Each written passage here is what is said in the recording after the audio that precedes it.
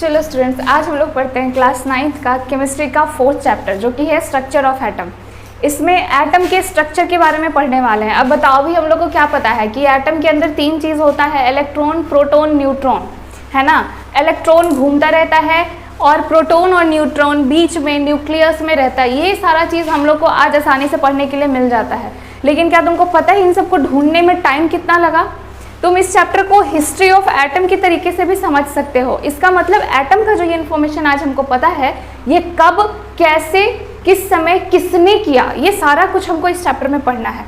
चलो तुमको लेके चलते हैं अभी से बहुत पहले, मतलब 1808 में। ठीक है, 1808 में एटम के बारे में कोई कुछ जानता नहीं था। उस समय जो जॉन डाल्टन है, ये पहले साइंटिस्ट हैं जो एटम के नाम के बारे में बता रहे हैं कि किसी भी मैटर का जो सबसे छोटा फंडामेंटल पार्टिकल है उसको हम क्या बोलेंगे? एटम। किसी भी मैटर का जो सबसे छोटा फंडामेंटल पार्टिकल है उसको हम क्या बोलेंगे? एटम। ठीक है, तो ये सारा जो थ्योरी है ये सारा जॉन डाल्टन का दिया हुआ है। एक मिनट,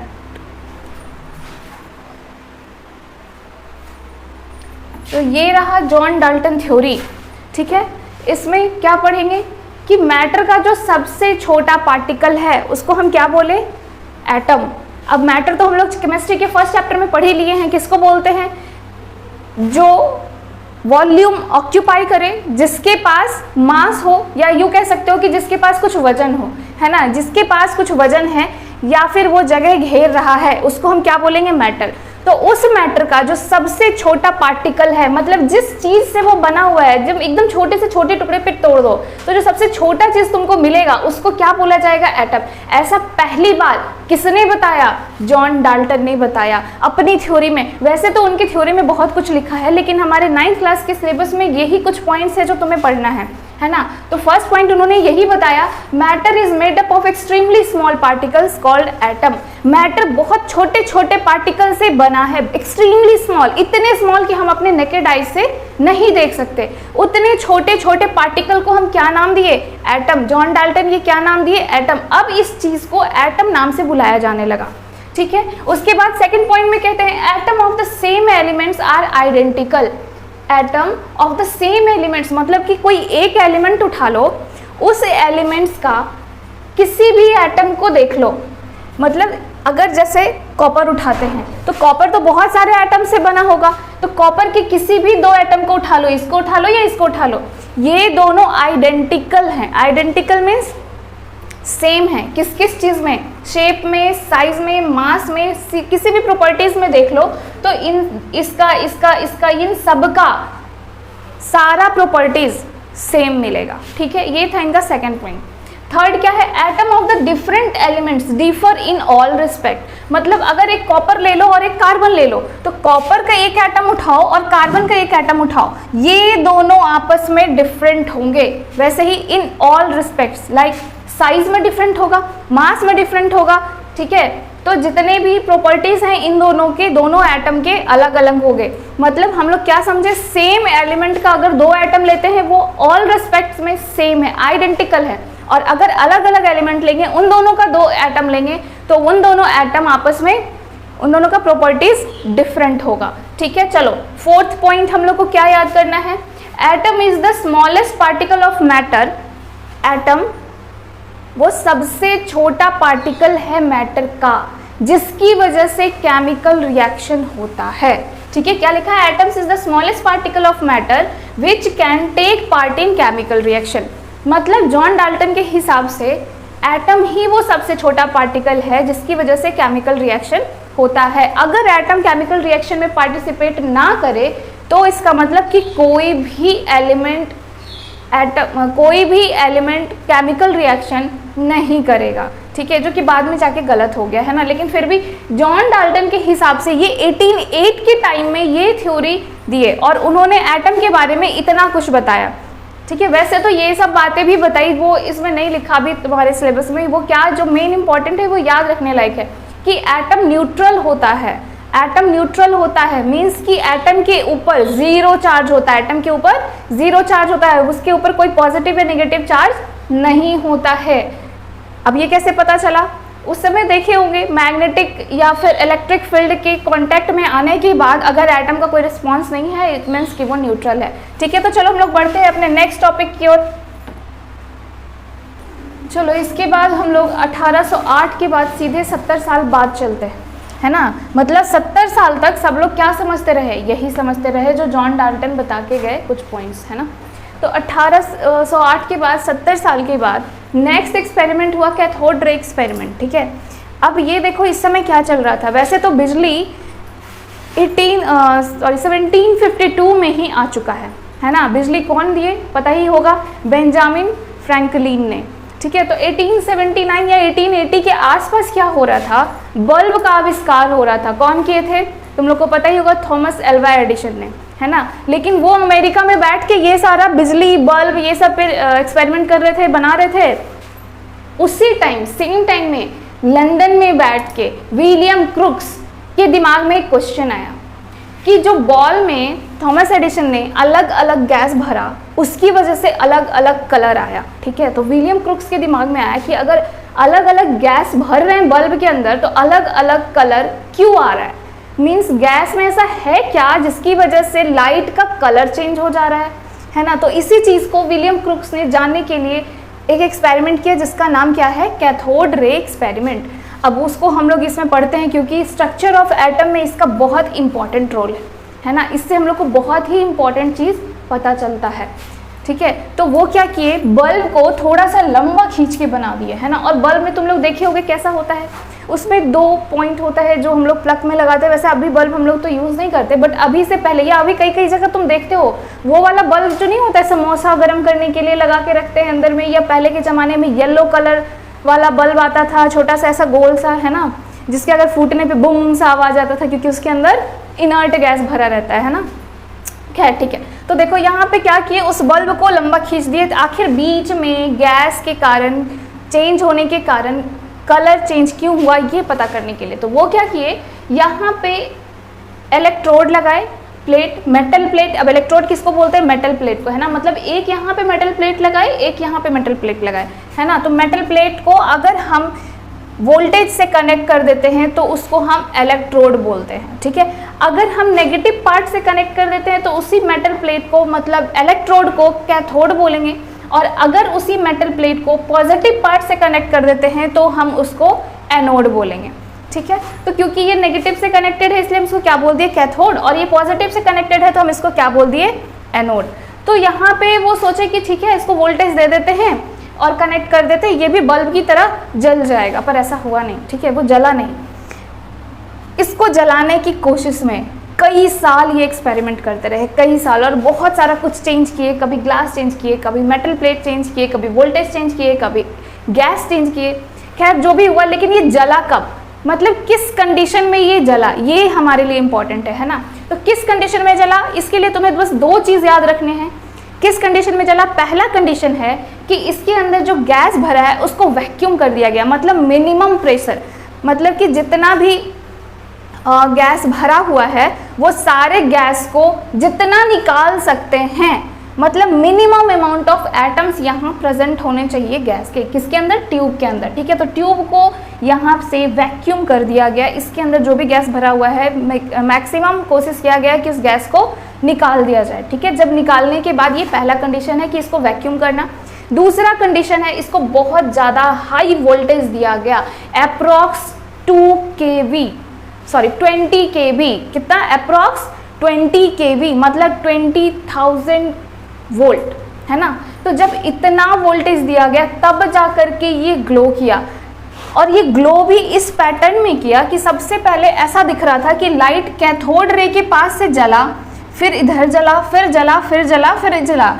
ठीक है, मतलब ऐसा लग रहा था लाइट इधर से निकल के इधर की ओर जल रहा है ना। तो जब ये चीज़ हुआ कि इधर से इधर की ओर जल रहा है, यानी ये जो यहाँ से रेज आ रहा है वो पक्का कैथोड से निकल के आ रहा है ना। इसीलिए यहाँ से निकलने वाले रेज को, कैथोड प्लेट से निकलने वाले रेज को हम क्या नाम रख दिए, कैथोड रेज। ठीक है, यही है कैथोड रे एक्सपेरिमेंट। तो कैथोड के रेज पे हमको एक्सपेरिमेंट करना था। ठीक है, तो जो भी कैथोड रेज इधर से आ रहा है इसको क्लियरिफाई करने के लिए यहाँ पे हम एक स्क्रीन लगा देते हैं। यहाँ पे हम एक स्क्रीन लगा देते हैं, ठीक है ना, इस तरीके से। और ये जो स्क्रीन होता है वो किसका बना होता है, ZnS। किसका बना होता है, ZnS, जिंक सल्फाइड का ये फ्लोरोसेंट स्क्रीन होता है। मतलब कि यहाँ से जो भी कैथोड रेज आ रहे हैं, जो भी लाइट आ रहे हैं, वो अगर इस पे आके पड़ेंगे तो ये ग्लो करेगा, फोकस करेगा, है ना। जो वो रेज यहाँ पे आएगा, यहाँ पे पड़ने के बाद ये फोकस करेगा। तो कैथोड रे इधर से ही आ रहा है, इसका कंफर्मेशन कहाँ से मिला, स्क्रीन लगने से मिला कि स्क्रीन इधर है, यानी रेस पक्का इधर से ही आ रहा है, और इसका नाम क्या दिया गया, कैथोड रेस। इतना बात तो क्लियर है। चलो अब इसके आगे कुछ और इसमें एक्सपेरिमेंट करते हैं कि ये रेज आखिर कैसे ट्रैवल कर रहा है। तो इसको कंफर्म करने के लिए क्या किया गया, यहाँ पे कोई ओपेक ऑब्जेक्ट रख दिया गया, है ना। क्या चीज़, एक ओपेक ऑब्जेक्ट। ओपेक मतलब क्या कि उसके आर पार लाइट नहीं जा सकता। तो यहाँ पे जब कोई ओपेक ऑब्जेक्ट रख दिया गया इस तरीके से,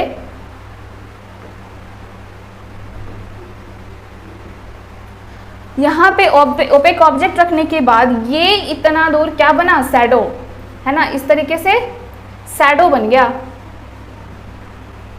ये इतने दूर लाइट नहीं पहुंचाई, इसका शैडो बन रहा था इस स्क्रीन पे, और यहाँ पे लाइटेड था, यहाँ पे लाइटेड था, बट ये इतना दूर लाइट नहीं था, शैडो बना। इससे क्या पता चला कि जो भी लाइट आ रहा है वो स्ट्रेट लाइन में आ रहा है। यहाँ पे आया, इससे टकराया, और क्योंकि वो स्ट्रेट लाइन में है तो वो मुड़ के ऊपर नहीं आ सकता, तो ये इतना दूर क्या बना दिया, शैडो, ठीक है। तो इस सेकंड पॉइंट से क्या पता चला कि अगर कोई ओपेक चीज बीच में रखे तो शैडो बना। इसका मतलब क्या है कि जो भी कैथोड रेज ट्रेवल कर रहा है वो स्ट्रेट लाइन में ट्रेवल कर रहा है, ठीक है।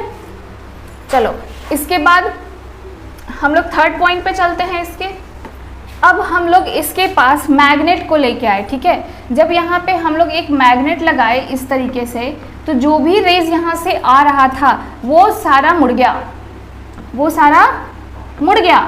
इसका मतलब मैग्नेट से इस रेस को इफेक्ट पड़ता है। इसका मतलब ये न्यूट्रल नहीं है। मैग्नेट से ये अट्रैक्ट हो सकता है या फिर रिपेल हो सकता है ना। इसका मतलब जो रेज निकल के आ रहा है वो न्यूट्रल नहीं है। इसका मतलब कोई ना कोई चार्ज है इस पे, या तो पॉजिटिव या तो नेगेटिव। तो ये हम लोग फिर कैसे पता किए, अब यहाँ पे मैग्नेट को हटा करके अलग से एक और इलेक्ट्रिक फील्ड जनरेट किए, है ना। एक और बैटरी ले लेते हैं, ठीक है। नेगेटिव वाला पार्ट इधर रख देते हैं और पॉजिटिव वाला पार्ट इधर रख देते हैं। मतलब ये रहा पॉजिटिव टर्मिनल और ये रहा नेगेटिव टर्मिनल। तो इससे क्या हुआ, जो भी रेज यहाँ से निकल के जा रहा था वो सारा पॉजिटिव की तरफ अट्रैक्ट हो गया। तो चलो यहाँ से क्या पता चला, क्या कंफर्म हुआ कि जो भी रेज जा रहा है ना वो सारा पक्का नेगेटिव चार्ज का होगा। क्यों, अपोजिट चार्ज क्या करता है, रिपेल।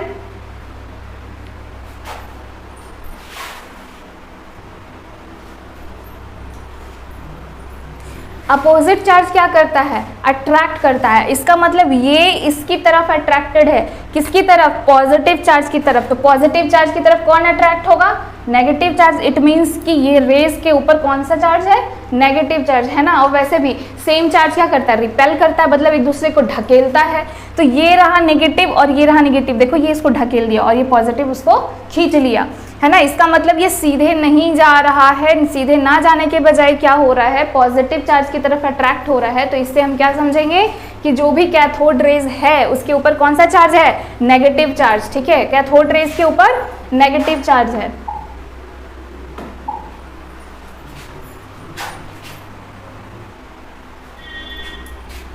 अब हम लोग नेक्स्ट वाला एक्सपेरिमेंट करते हैं। इसी में कौन सा ही, अब यहाँ पे इलेक्ट्रिक फील्ड हटा करके क्या रखते हैं, पैडल व्हील। पैडल व्हील कुछ इस तरह का व्हील होता है, तुम लोग कभी बचपन में बना के खेले होगे। एक पेपर से व्हील बनाते हैं, हवा के सामने ले जाओ वो घूमने लग जाता है, कुछ ऐसा ही व्हील, मतलब जिसके अंदर रेसिस्टेंस मिनिमम हो, है ना। कि जो अगर उसको थोड़ा सा भी झटका लगे, धक्का लगे या फोर्स लगे तो वो क्या कर जाए, मूव हो जाए। तो यहाँ पे जैसे ही पैडल व्हील रखा गया तो कैथोड रेज के आने से ये पैडल व्हील घूम गया। इससे हम लोग क्या समझे कि जो भी कैथोड रेज आ रहा है यानी उसके पास काइनेटिक एनर्जी है ना। कौन सा एनर्जी है, काइनेटिक एनर्जी है। तो बताओ काइनेटिक एनर्जी का फॉर्मूला क्या होता है, हाफ mv²। इट मीन्स जो आ रहा है उसके पास वेलोसिटी भी है और मास भी है ना। पैडल व्हील के रखने से हम क्या समझे कि जो कैथोड रे है उसके पास क्या है, मास भी है और वेलोसिटी भी है ना। चलो इतना। पैडल व्हील के बाद उस समय एक और प्रॉपर्टीज़ देखा गया था कि यहाँ पे जब कोई हम लोग हैवी मेटल रखते हैं, यहाँ पे अगर हम कोई हैवी मेटल रखते हैं तो इसके कैथोड रे के यहाँ पे टकराने के बाद यहाँ पे से एक दूसरे टाइप का रेज निकल रहा था, ठीक है। इस रेज को क्या बोला गया था, एक्स रेज। यहाँ पे जब कोई हैवी मेटल रखते हैं तो कैथोड रेज के जाने से एक्स रेज निकल रहा था, ठीक है। तो बस यही कुछ पॉइंट्स है। अब इसके बाद इन सबको एक साथ रिकॉल करते हैं। चलो देखते हैं वन बाय वन। देखो क्या क्या हमने पढ़ा अभी तक, यही पढ़ा। Cathode rays are made up of small particles. जो कैथोड रेज उधर से निकल के आ रहा है वो बहुत ही छोटा छोटा पार्टिकल से बना हुआ है ना। निगेटिव पार्टिकल वो बाद में पता चला। चलो नेक्स्ट देखते हैं। दे प्रोड्यूस फ्लोरोसेंस। फ्लोरोसेंस मतलब क्या होता है, चमकना। They produce fluorescence when fluorescent screen is placed behind the anode plate. यही मैंने यहाँ पे बताया कि जब एनोड प्लेट के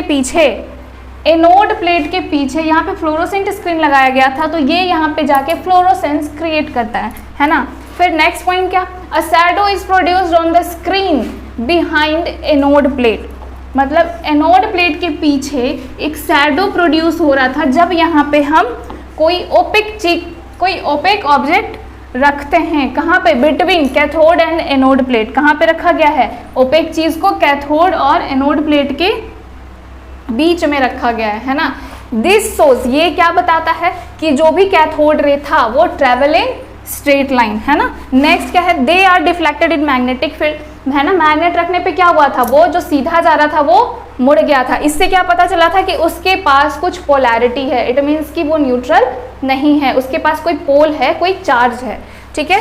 दे are deflected towards positive plate in electric field. जब हम यहाँ पे इलेक्ट्रिक फील्ड रखे थे तो पॉजिटिव की तरफ ये कैथोड रे डिफ्लेक्ट हो गया। इट मीन्स मुड़ गया। जो कैथोड रे था वो पॉजिटिव से अट्रैक्टेड था। इससे हम क्या समझे कि जो भी रेज था वो नेगेटिवली चार्ज था और उसी नेगेटिवली चार्ज पार्टिकल को इलेक्ट्रॉन नाम दिया गया बाय जे थॉमसन। कब, 1897 में। देखो ये एक्सपेरिमेंट कब हुआ था, ये कैथोड रे एक्सपेरिमेंट कब स्टार्ट हुआ था, 1879 में। कौन किए थे, विलियम क्रुक्स। कहाँ पे, लंदन में बैठ के ये 1879 में ये एक्सपेरिमेंट किया और ये एक्सपेरिमेंट को करने में उन्होंने 20 साल लगा दिया, है ना। उसी टाइम पे, उसी सेम टाइम पे जब ये लंदन में बैठ के ये एक्सपेरिमेंट कर रहे थे तभी कैम्ब्रिज में बैठ करके जे थॉमसन इसी एक्सपेरिमेंट को फिर से किया 1897 में और इस कैथोड रे का नाम दे दिया इलेक्ट्रॉन, ठीक है। इस कैथोड रे का क्या नाम दे दिया, इलेक्ट्रॉन, ठीक है। तो यहाँ से इस वाले एक्सपेरिमेंट से हमने क्या सीखा कि जो 1808 में जॉन डाल्टन बताए थे एटम कैसा होता है, बस एक सबसे छोटा सा पार्टिकल है, उसके ऊपर जीरो चार्ज है। यहाँ पे विलियम क्रुक्स और जे थॉमसन क्या बोलते हैं कि एटम के अंदर कुछ नेगेटिव चार्ज है और वो नेगेटिव चार्ज का नाम क्या बताए, इलेक्ट्रॉन बताए। और कैसे पता चला, किस एक्सपेरिमेंट से पता चला, तो कैथोड रे एक्सपेरिमेंट से पता चला, ठीक है। चलो अब हम लोग इसका एक थोड़ा सा वीडियो देख लेते हैं। ये तुम लोग को यूट्यूब पे भी मिल जाएगा, पर हम तुम लोग को दिखाने के लिए यहाँ पे एक वीडियो है, देख लो। देखो कैथोड रे ट्यूब कुछ इस टाइप का दिखता है ना। ये थोड़ा उसका कोशिश किया गया है कि वो दिखता कैसे बनाने का।